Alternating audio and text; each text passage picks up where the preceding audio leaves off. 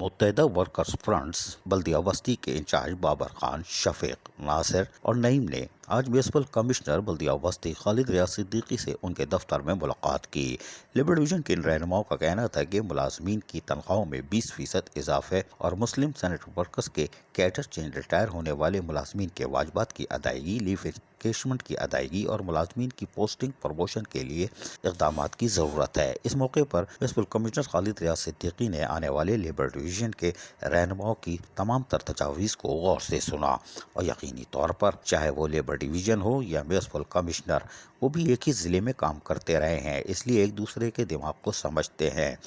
اور یقینی طور پر خالد ریاض صدیقی نے بھی جہاں تمام مسائل سنے وہیں ان کے حل کرنے کی بھی یقین دہانی کرائی۔ میونسپل کمشنر بلدیہ وسطی خالد ریاض صدیقی نے بتایا کہ لیو انکیشمنٹ اور دیگر کے واجبات کی ادائیگی کے لیے بلدیہ وسطی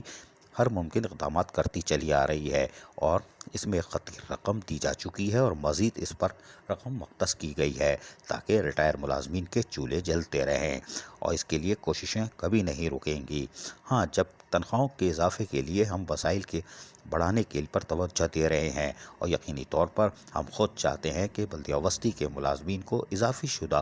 تنخواہ ہم کسی نہ کسی طریقے سے دے سکیں اور اس پر کام تیزی سے جاری ہے اور ہمیں یقین ہے کہ ہم اس میں کامیاب ہو جائیں گے۔ یقینی طور پر ناصر نے گردن ہلائی اور یقینی طور پر وہ سمجھ چکے ہیں کہ بلدیہ وسطی کام کر رہی ہے، کوئی بات نہیں۔ عزیز عارف، KBS بلدیاتی نیوز کراچی۔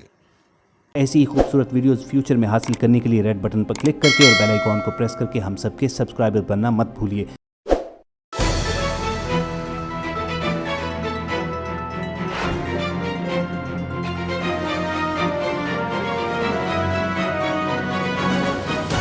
KBS بلدیاتی نیوز۔